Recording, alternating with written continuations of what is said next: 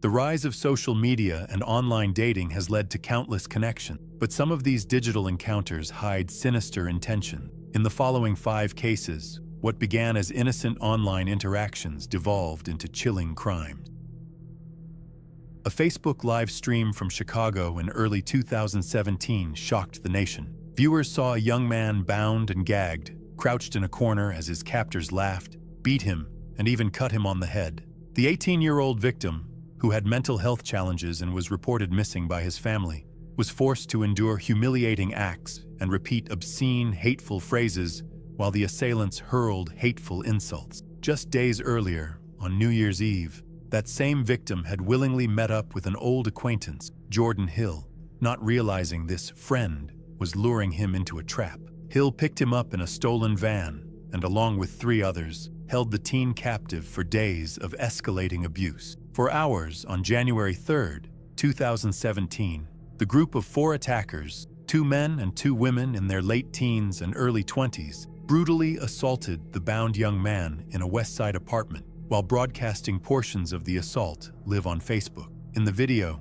they can be seen taunting and kicking the victim, cutting part of his hair off, and laughing as they inflict pain. At one point, a suspect even called the victim's mother, demanding a mere $300 ransom for his return. That, along with racism, have absolutely no place in the city of Chicago. The chilling broadcast lasted 28 minutes before it was cut off, but by then the damage was done. Alerted by neighbors complaining of screams and the viral video, Chicago police rushed to the area and luckily spotted the disoriented victim wandering the streets with his hands still bound. He was battered and very disoriented, an officer later recounted. Officers quickly realized this was the teen who had been reported missing, and he was immediately taken to a hospital for treatment. All 4 attackers were soon arrested at the scene, and the crime was universally condemned as a hate crime and act of unspeakable cruelty. The perpetrators, Jordan Hill, Tesfaye Cooper, and sisters Brittany and Tanisha Covington, were charged with aggravated kidnapping, hate crime, and other felonies. Over the next year, each of them pleaded guilty. Hill, identified as the ringleader, was sentenced to 8 years in prison. Cooper received 7 years, and Tanisha Covington 3 years behind bars. Brittany Covington, who had streamed the assault on Facebook Live, received a plea deal of 4 years probation and 200 hours of community service. The young victim survived the physical ordeal, but the psychological scars left by this recorded abuse serve as a stark reminder of how social media can amplify acts of hate and violence.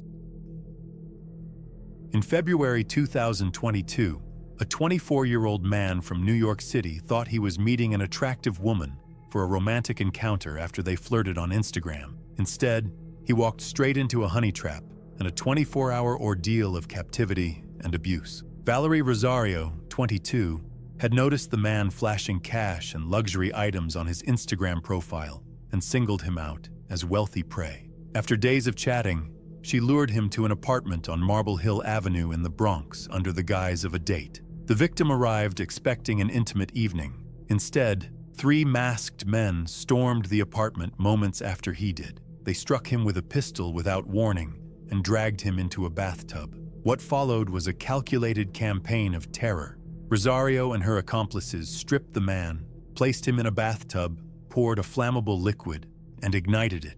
Over the course of hours, they physically attacked him, leaving him badly injured. The kidnappers even initiated a FaceTime video call to the victim's brother, forcing the brother to watch live as they held a knife to his sibling and demanded a $100,000 ransom, all while the victim was badly injured and begging for his life. The brother could only watch in horror as the kidnappers threatened to kill the victim if the ransom wasn't paid, the horrific abuse unfolding on his phone screen.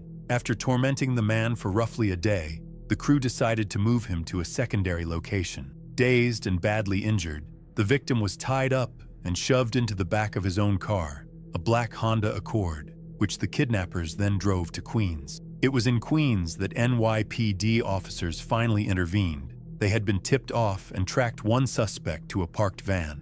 Inside the van, police made a spine-chilling discovery. The victim was found unconscious, wrapped in a blanket with tape over his mouth, barely breathing after the prolonged ordeal. One kidnapper guarding him A 24-year-old accomplice named Javier Vargas was arrested on the spot. Back in the Bronx, authorities also arrested Valerie Rosario, the alleged mastermind who had set the deadly trap via Instagram. Legal consequences came swiftly. Rosario was charged with attempted murder, kidnapping, and other felonies for orchestrating this sadistic scheme. In 2023, facing overwhelming evidence, she pleaded guilty to kidnapping and assault charges as part of a deal. A Manhattan judge, calling the facts of the case heinous, sentenced Valerie Rosario to 8 years in state prison for her role in the honey trap plot. Her co-defendants also met justice. The accomplice caught with the van, Javier Vargas, took a plea deal and was sentenced to 10 years in prison, and another co-conspirator, Michael Candelario, was convicted at trial on kidnapping and robbery charges. The victim survived his physical injuries, but the trauma of that night, being burned, stabbed, and nearly killed by people he met through social media, left a permanent mark. The Instagram honey trap case stands as one of New York's most disturbing reminders that a single social media connection can lead from flirtation to horror. Late on a spring night in 2024, Devonte Jovan Adams, 28, drove into North Minneapolis expecting to meet a young woman from Tinder for a date. Instead, he stepped out of his SUV into a deadly ambush. It was about 4:45 a.m. on May 17, 2024, when neighbors on 5th Avenue North were jolted awake by the sounds of a man and woman arguing in the dark street, followed by multiple gunshots and the anguished scream of a man yelling for help. Police rushed to the scene and found Adams on the ground, fatally wounded. Despite efforts to save him, Adams was pronounced dead at the hospital, the victim of a cold-blooded plot. Investigators soon learned that the date had been a ruse. The woman Adams met online was Megan Renee Carjala, 24, and she had set him up from the start. Desperate for money and aiming to steal a car, Carjala and her accomplice, 28-year-old Vernon Surride Archie, had conspired to lure an unsuspecting victim via a dating app. Carjala later confessed that she specifically targeted Adams after matching with him on the app, figuring he probably has a car and would be easy prey. She arranged a late-night meetup and instructed Adams to pick her up on a quiet residential street. Surveillance footage would later show Carjala and Archie lurking with ski masks on, walking on opposite sides of the street as Adams's red Chevy Suburban approached. The moment Adams pulled over and Carjala climbed into his passenger seat, the attack began. Carjala and Archie attempted to grab the car keys from Adams, immediately turning the supposed date into a carjacking. Adams resisted and fled from the vehicle, desperate to escape. Archie gave chase and opening fire before Adams could get away. Even as Adams fell wounded, Carjala wasn't done. She drew her own handgun and pointed it at the gravely injured victim, forcing him at gunpoint to surrender the SUV's keys as he lay on the ground, critically wounded. Within moments, Archie and Carjala seized Adams's Suburban and sped off into the night, leaving him dying on the pavement. The attackers didn't remain at large for long. 3 days later, on May 20th, 2024, police in nearby St. Paul spotted Carjala and Archie in a different stolen vehicle and arrested them after a report of shots fired. In their possession, officers found 2 loaded handguns, a .45 and a .380, and spent shell casings that matched the caliber of the bullets used to shoot Adams. Forensic analysis later confirmed that the .45 pistol Carjala had carried was the murder weapon, and DNA evidence linked both suspects to Adams's recovered SUV. Confronted with the evidence, Carjala admitted the full details of their plan: how she had met Adams on a dating app, set up the meeting, and how Archie shot him during the failed car robbery. Both Carjala and Archie were charged with second-degree murder and related crimes in Hennepin County. Facing trial, Megan Carjala accepted a plea agreement in April 2025. She pleaded guilty to first-degree aggravated robbery in exchange for the murder charge being dropped. In August 2025, a judge sentenced her to 4 3/4 years in prison for her role in the deadly setup. Vernon Archie chose to go to trial, where a jury found him guilty on 2 counts of second-degree murder in July 2025. As the gunman who took an innocent life, Archie now faces a potential decades-long prison term at his upcoming sentencing. The case of Davante Adams is a tragic illustration of a modern hazard, a dating app match turned fatal trap, where a spark of romantic hope was exploited for violence and greed. When 40-year-old Ingrid Line, a mother of 3 and a nurse, didn't show up to pick up her children on April 9, 2016, her friends and family knew something was terribly wrong. Just the night before, Ingrid had gone to a Seattle Mariners baseball game on a date with a man she met through an online dating site. She had recently started seeing John Robert Charlton, a 37-year-old drifter with a checkered past, after meeting him on a dating website about a month prior. That Friday evening, the pair attended the game and then headed back to Ingrid's house in Renton. Charlton later claimed he drank heavily and couldn't remember what happened next, alleging that Ingrid drove him back to Seattle and that he slept on a sidewalk that night. But Ingrid never returned home, and the truth of what happened to her was far more gruesome than anyone could have imagined. On the morning of April 9, Ingrid's ex-husband arrived at her house to drop off their young daughters and found no sign of her, though her wallet and phone were left behind. Her SUV was missing, and she was promptly reported missing to the police. The following day, a homeowner in Seattle made a horrific discovery: 3 large garbage bags in a recycling bin containing evidence confirming a crime had occurred, which were later identified as those of Ingrid Line.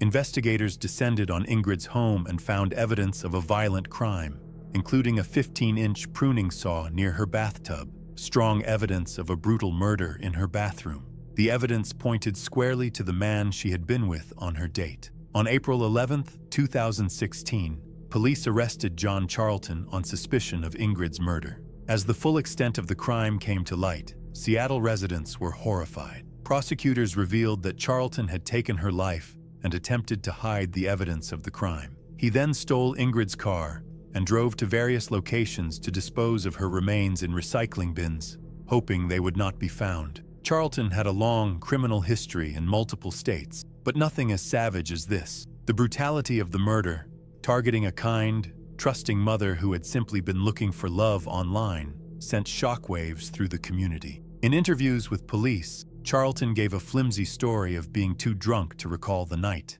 but the physical evidence told a clearer story. Confronted with DNA and forensic proof, Charlton eventually chose to plead guilty to Ingrid's murder rather than face trial. In January 2018, John Charlton was sentenced for Ingrid's murder. A judge imposed the maximum penalty allowed, 27 years and 9 months in prison, just shy of 28 years. Charlton also pleaded guilty to stealing her car, adding to his convictions. He deserves more, Ingrid's ex-husband lamented in court, expressing anguish on behalf of their 3 daughters. The judge agreed that if the law allowed, a life sentence would have been appropriate for such a cruel crime. In an emotional sentencing hearing, Charlton wept and apologized, but his tears offered little solace to Ingrid's family. This case remains one of Seattle's most chilling examples of online dating turning deadly. A warm, caring mother lost her life at the hands of someone she met through a dating site. The tragedy underscored the hidden risks of meeting strangers online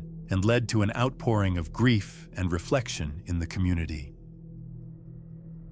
Not all social media crimes involve direct violence against the person who goes online. Sometimes the platform becomes a marketplace for plotting murder. Such was the case in April 2025, when authorities in New Jersey uncovered a murder-for-hire scheme orchestrated through Tinder. Jacqueline Diorio, a 26-year-old hairdresser from Runnymede, New Jersey, wasn't seeking love or companionship on the app.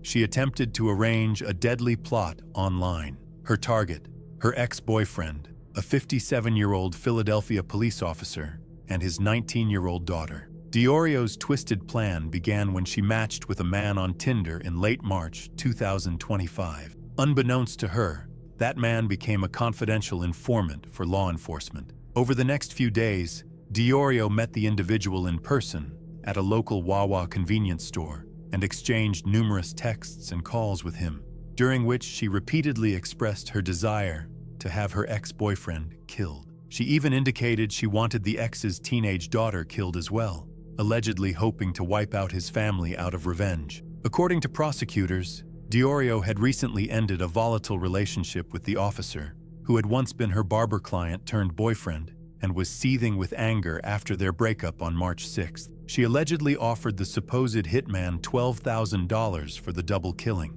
making a down payment to prove she was serious. On April 3, 2025, the informant tipped off the Camden County Major Crimes Unit about the impending hit, and detectives set up a sting operation. They didn't have to wait long. On April 4th, DiOrio met with the hitman informant again and handed over $500 in cash as an initial payment toward the murders. In that moment, officers swooped in and arrested her before anyone could be harmed. During the takedown, investigators also found DiOrio carrying a bottle of illegal sedative pills, alprazolam, adding a drug charge to her case. The plot had been stopped just in time. Thanks to the informant's cooperation, what could have been a double murder was averted by police in South Jersey. Jacqueline DiOrio was charged with multiple serious offenses, including 2 counts of first-degree attempted murder and conspiracy to commit murder for the plots against her ex and his daughter. In court, prosecutors revealed chilling evidence, text message screenshots and recorded conversations in which DiOrio plainly detailed her deadly intention. At her detention hearing in Camden County, a judge denied DiOrio bail, deeming her too dangerous to release given the seriousness of the allegation. Additional revelations hinted that this wasn't the first time she had acted on her grudge. The ex-boyfriend's home had been attacked with fire-starting devices months earlier, and DiOrio had allegedly mentioned that incident to the informant as well. Her lawyer denies she was behind that earlier attack, but investigators took note of the ominous comment. As of 2025, DiOrio awaits trial, facing the possibility of decades in prison if convicted on all counts. The Tinder hitman case, as it became known, is a dark tale of digital age crime, a dating app being used not to spark romance, but to broker murder.